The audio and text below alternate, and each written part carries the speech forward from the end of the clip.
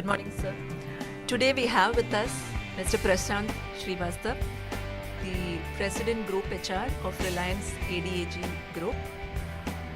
We are so happy to have you with us, sir. These days, we hear that most of the progressive companies have done away with bell curves, so it's on its way out.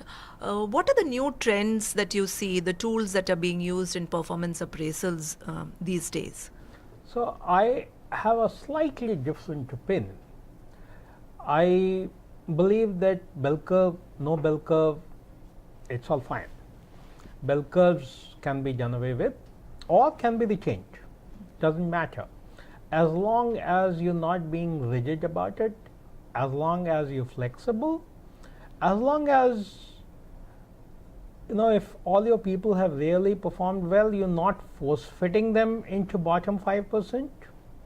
As long as bell curve is just a guiding principle. I think what makes a difference in performance is not a bell curve or a rating. What makes difference in performance is constant discussion and feed forward. The idea should not be to downgrade the rating of somebody who's performed due to bell curve. The idea should be to help all the team members to outperform. And if the whole organization and business has outperformed, I don't see a need to force fit a bell curve. Having said that, 5 fingers are not equal, right? If we have 2 children at home, they're not equal, right? You can't treat them with the same stick or same yardstick, and hence differentiation is very important. What used to happen several decades ago is that almost everyone got rated same and everyone got similar increments, what I call corporate socialism. And corporate socialism or any kind of socialism leads to inefficiencies, right, which is well established now. And in capitalism, it's reward for effort. And that reward for effort, if it is not there, and if you subscribe to corporate socialism, you're likely to be not efficient. And if you're not efficient and somebody else is efficient in the market, then you know what happens to your business. And therefore, discrimination, or not discrimination, but differentiation based on performance, effort, competencies, outcomes, mostly outcomes, is extremely important. And whether bell curve or no bell curve, that differentiation based on outcomes should happen. Rewards have to be differentiated. Now you don't have bell curve, you don't have ranking, you don't have anything.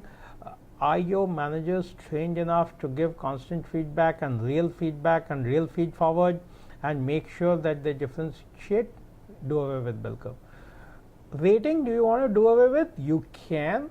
But if you differentiate on compensation and not transparently disclose the rating, after the increments, people will come to know their rating. They'll back calculate, and then you're going back to the old public sector system of confidential files, right?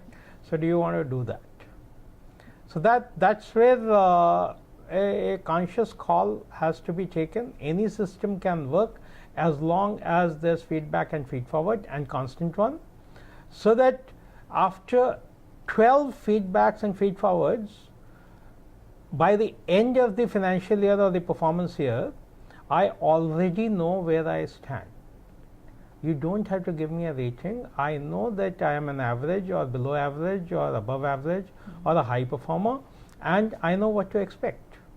So the crux of performance management is not rating or bell curve, having or not having. The crux of performance management is solid, strong feedback and feed forward, and continuous. Very interesting thought, sir. Very interesting thought. Having said that, change is the only constant that we all have, and it's truer today than ever. So we hear a lot about emerging technologies disrupting the fundamental way businesses run. So what do you think about, we hear about robotics and automation coming and jobs not being created or taking away jobs from the market. What is your outlook on that? So let's deal with this in two parts. One is this impacting business, the AI and the robotics and the automation impacting business, and two, all these things impacting jobs. So I think this is impacting business, the way we do business, the way we interact, the way we transact, hugely. And that is going to happen, like it or not, that's going to happen. It's like flow of water. If there's water, there will be some slope and the water will flow. You cannot stop the flow of water. So there's no point in trying to stop the flow of technology for protecting jobs, etc. That's bound to happen. It's a question of leveraging the technology to make yourself more effective and efficient, rather than wishing it away.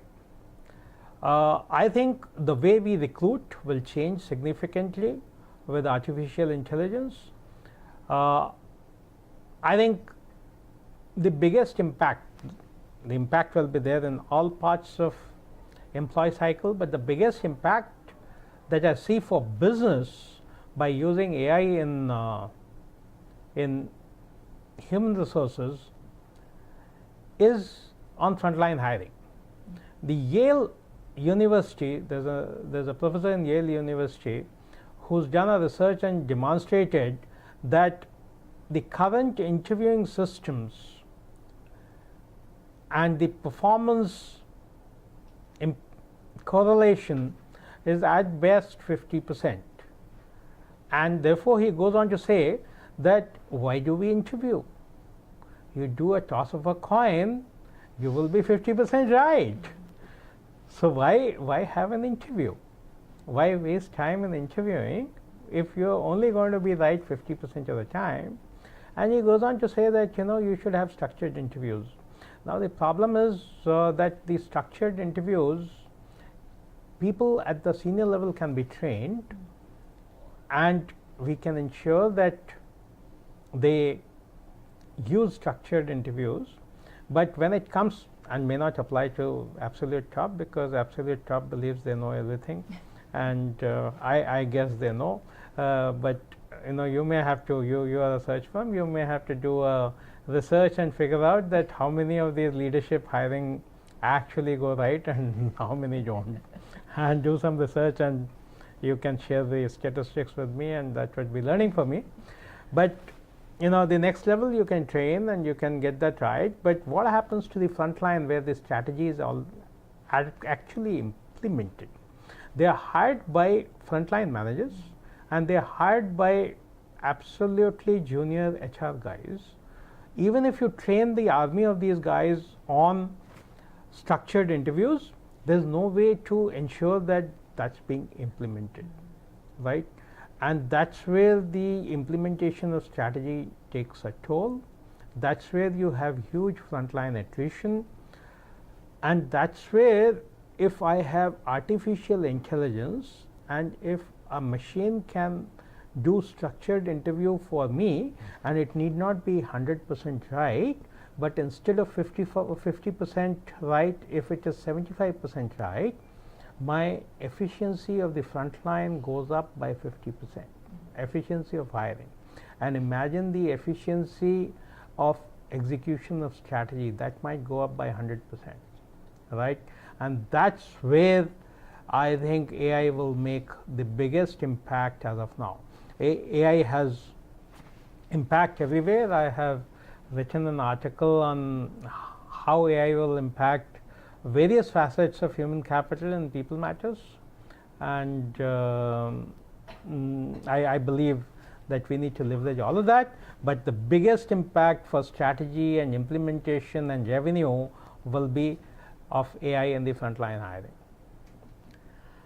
So very the interesting. Second part, the second part of your question on jobs, I don't think people should worry about it, because a lot of AI and machine learning is happening in the media than in real life. It will take next 10 years before it actually happens in real life, to the extent that it will start impacting jobs.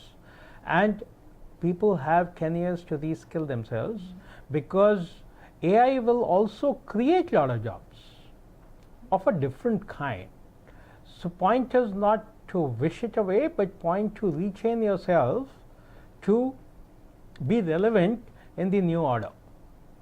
So that's my response to your second question. I think, yeah, we are all preempting what AI can bring in. We know little and we are probably predicting too much. But yes, sir, I mean, it's a really relevant thought what you're talking about in terms of AI being used in frontline, recruiting. And I'm sure in other functions also we will find such use cases. There's a lot of excitement as well because of what it can do. Thank you so much for your pertinent views. On a concluding note, if I could ask you your advice to future HR professionals, that would be very interesting, sir. So, I think those who have only let's say 15-20 years left, they can stay focused on building their skills on Center of Excellence, because Center of Excellence is needed very hugely, aligned to business. Okay, let me take the example here, or not example, but the learning from a HBR article which says split the HR and says HRA and HRLO. The huge number of people in HR administration, as the article calls itself, and there are very few in HR learning and organization. So that's where I'm saying that we need Center of Excellence and more of Center of Excellence and more of skills in Centers of Excellence, and that will make a difference for the business, and that's where HRA is very much needed, right? That provides the foundation but not the differentiator, whereas HRLO will build the differentiator on top of HRLO. So more and more people should focus on HRLO. But from a very long term perspective, those who are coming in just now, besides HRLO, they should also focus on human connect, because AI will not replace human connect. Thank you so much, sir. It was really interesting to hear all your views on various trends that is happening in the HR field. And from the Sapphire family, we would like to extend a warm thanks for spending your time with us in this interview. Thank you, sir. Thank you very much. Thanks a lot.